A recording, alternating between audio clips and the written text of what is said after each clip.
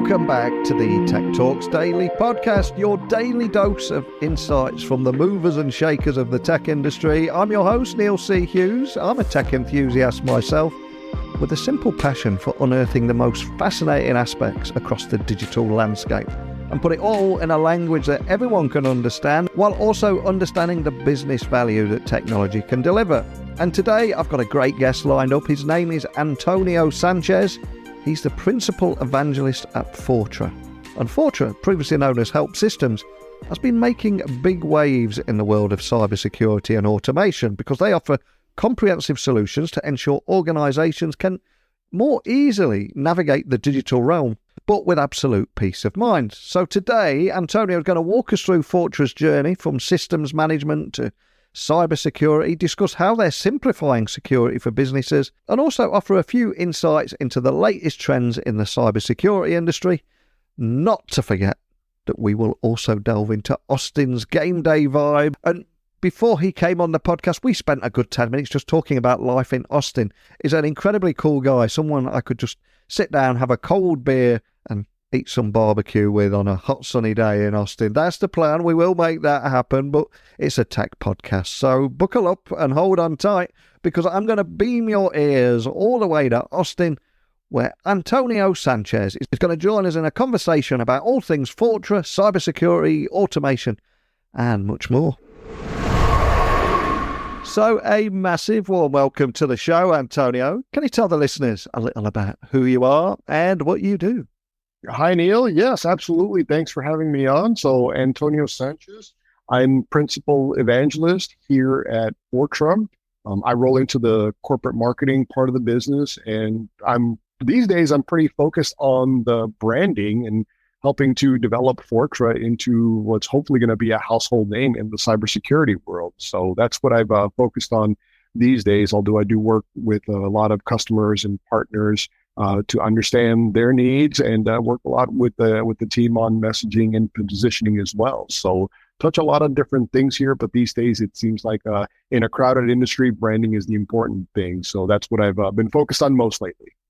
Fantastic. Well, it's a pleasure to have you on the podcast. And as you said, you are at Fortra, which does have a reputation for simplifying IT complexity. But for people tuning in all around the world, listening and hearing about you for the first time, can you tell me a little bit more about Fortra and how the company is helping organizations address some of today's biggest cybersecurity challenges? Sure, absolutely. So the roots of the company go back to the early 80s. The company used to be called HelpSystems, and they were focused primarily on systems management solutions for IBM. Talking to our customers, they wanted more than that, and the company started to evolve to get into automation as well as cybersecurity solutions as well. So in the last few years, there were several cybersecurity companies that now make up the portfolios as it is today.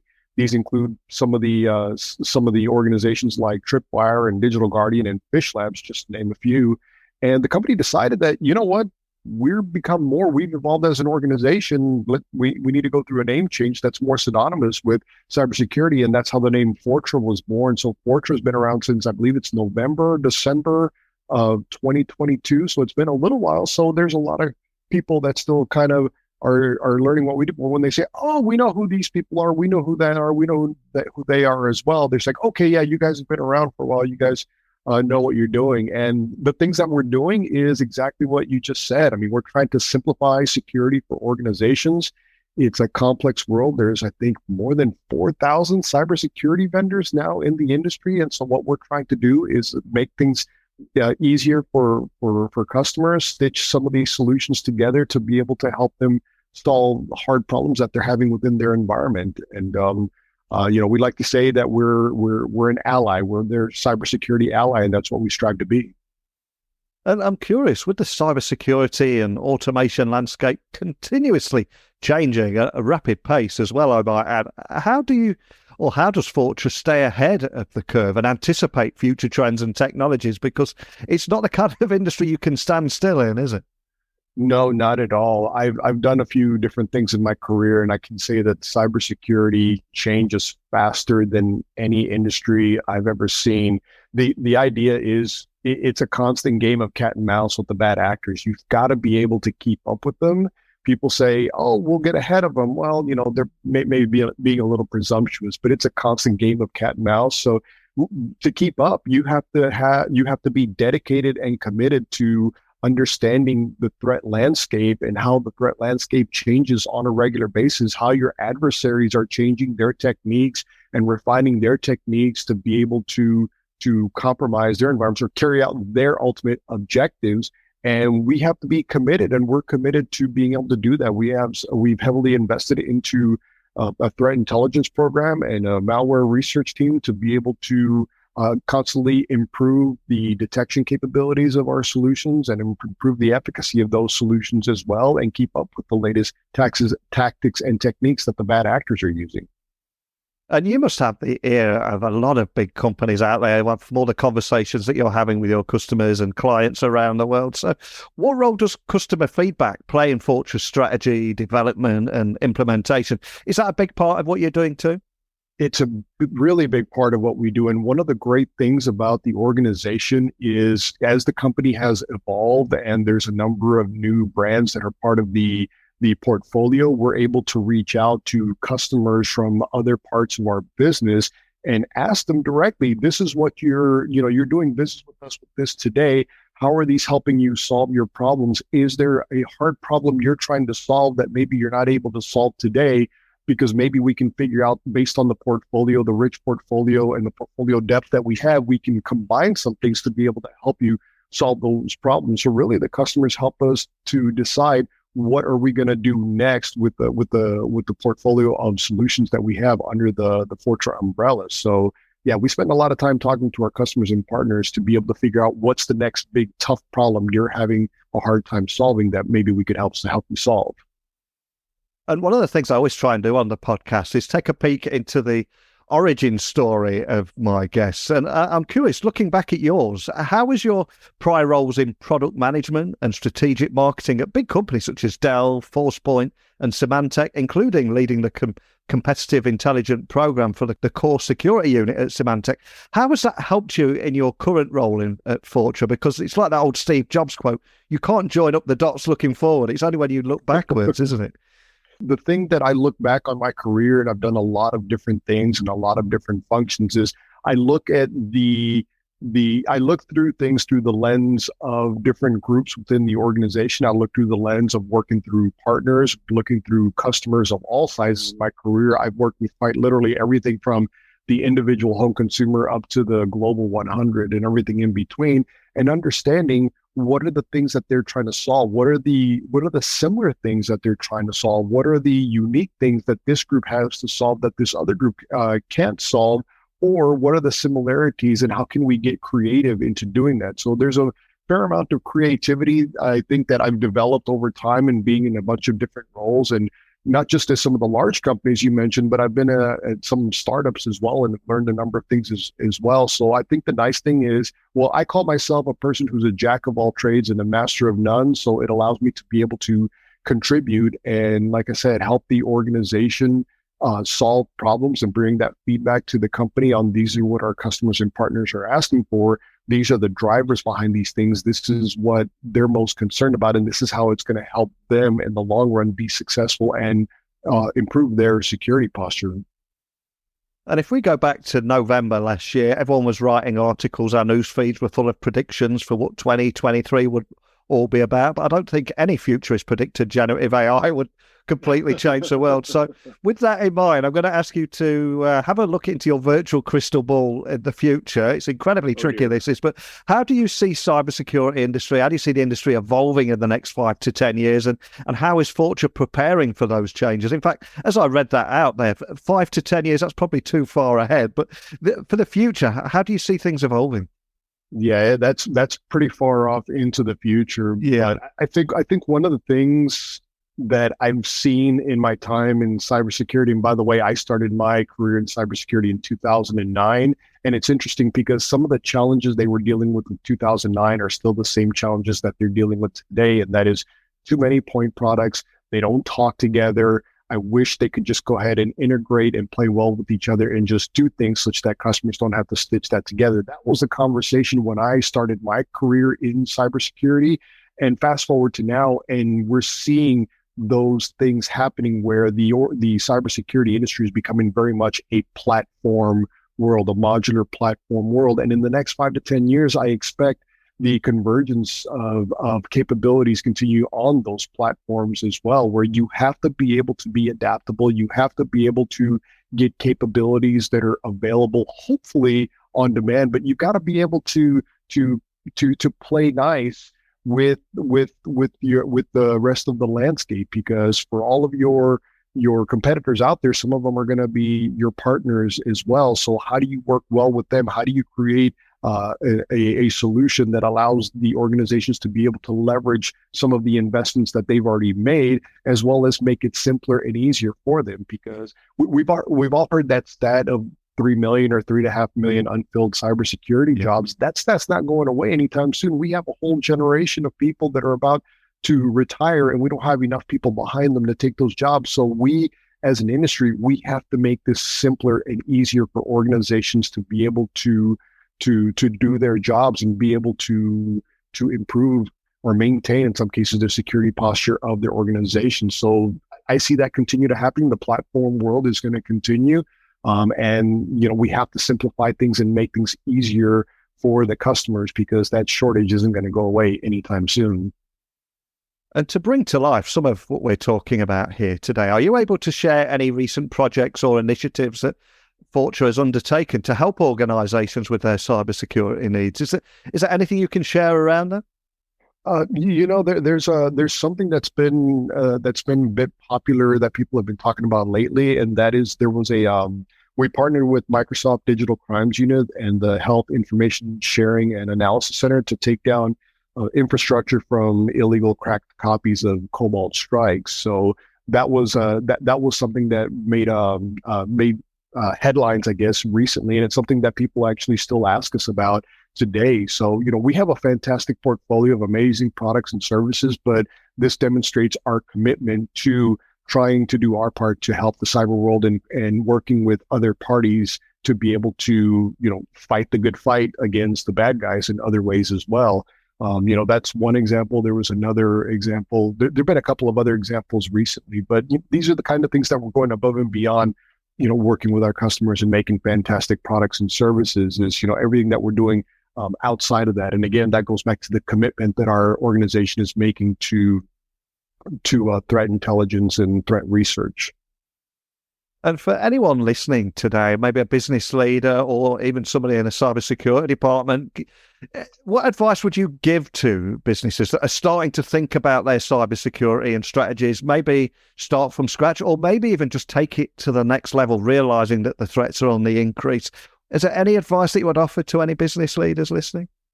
Yeah, the thing I would tell them is don't try to boil the ocean. You're not going to be able to do everything, because it's going to be dependent on what stage your organization is. Are you bootstrapping and now you're trying to get your first round of angel funding? Or are you, maybe you're on your Series A and going to go with Series B funding? So part of it's going to depend on where the organization is, because you're not going to be able to do everything. But the biggest thing that the biggest conversation I have with organizations and customers of all sizes whenever I talk to them is try to categorize into a few big buckets of the things you want to do. Like, there's a ton of frameworks that are out there. We have offered a framework as well. It's 5 categories: visibility, risk management, prevention, detection, and response, and just start kind of figuring out what are the prevention controls, what are the detection controls, what are our plans in case something happens, and then test some of these things as well, because there's nothing worse than finding out when something goes awry within the environment, to find out, oh, this didn't really work out the way it's supposed to. And always look to evolve that security strategy. Every single person I've ever talked to, every single security leader, whether they're a seasoned leader or a new leader, always say the same thing. They're always looking to evolve that strategy, their strategy. What else is out there? What are the things they should be thinking about that maybe aren't as much top of mind for them? So, always look at what your strategy is, always look and see how can you evolve it. Look at your business, look at the drivers of your business, understand where the revenue comes in for the business, understand where the money, the data, everything changes the flow of the business, and then, follow that in terms of securing, because not every single thing with your environment requires the same level of security. There's obviously some things that are going to be more critical than others, and just work your way through some sort of a framework in that fashion. And of course, we are at a moment in time where every tech project is going to be judged by ROI and the value that that project could offer before you can get off the ground. And as a result, the C-suite have been accused of not always getting cybersecurity. So to try and get them on board, are there any success stories or examples of how Fortra has helped organizations improve their cybersecurity practices and the kind of results that it offers too? One of the things that we hear on a regular basis is you can't protect what you can't see. Yeah. And sometimes when you think, I have full visibility to everything that can happen with my environment, and then you go to test something like that. Well, it wasn't that long ago that as part of our portfolio, we offer what we call an offensive security part of the portfolio, or more people commonly know as like pen testing services, pen testing toolkits, adversary simulation, red teaming stuff. And it was a large manufacturer that contracted us to be able to do a pen test of their environment. And our team shared some results with them that they were able to harvest 200 credentials, and they were able to literally take over their entire domain. And so when they thought this company thought they had a pretty good security posture because they were doing their own pen testing, but they once a year will contract that out to a third party source to do it for them. The one from a year ago said, yeah, they were pretty good. And then when they asked us to do it this year for the first time, said, well, we found all this stuff right here. Which was sort of, you could tell people kind of probably gasped a little bit, but at the same time, they were appreciative and saying, okay, I'm glad that we know this now, so we can go ahead and work with you to be able to harden this environment such that something like this doesn't happen. Because we'd rather find out in a controlled environment than find out after the fact when an adversary has done it. So, that's one example. And then we have other examples where, like I said, we have a very large portfolio where we're able to take one solution and tightly integrate it with another solution. One of those is where we combine our secure file transfer solution as well as our ICAP gateway, where you can automate the transfer of sensitive files to an organization. We could scan it first and ensure that we're not introducing anything malicious in any of those files that we send over to the receiver of the outside organization, and in turn, when they send something back to us, we can go ahead and scan that as well. So we're making sure that we don't introduce something malicious to their environment, and when they send something back to us, we're doing the same thing and ensure they didn't accidentally send something back to us. Because nowadays the malware and the attack is extremely stealthy. So taking a couple solutions and integrating them together to be able to look at that and do a deeper inspection. Now, as someone that has spent many years earning your stripes in the cybersecurity battlefield, I suspect you've got a few war stories under your belt. So I'm going to ask you now, can you share the funniest or most interesting story that has happened in your career? Okay. Here's one. I do a lot of speaking engagements at events, and you go to an event, you go to a cybersecurity event, and you're there sitting in a bunch of sessions, and usually it's all the same thing. They get into, hey, I'm this person, this is, solution, blah, blah, blah. Well, I typically like to start my sessions off with an icebreaker. Yeah. And the icebreaker has to do with my name. By the way, this story is like 5 minutes. If not, I can cut it down. Go for it, man. No, I'm going to do it now. So I'm in front. It's like, hey, my name is Antonio Sanchez. I'm with such and such company. And I'll say, fun fact, like, my full name is Antonio Sanchez Jr. I'm named after my father, who's Antonio Sanchez Sr. I said, and then I said, my wife has the name of Antonio that's popular on her side of the family as well. So her father, his name is Antonio. So usually I'll hold up my fingers at that point. So we're up to 3. And she comes from a large family. And one of the what one of her siblings' name is Antonio, and then I'll hold up finger number 4 in there. And it's at that point where people start kind of, the ones that are on their laptop start looking up a little bit. I was like, okay, where's this going?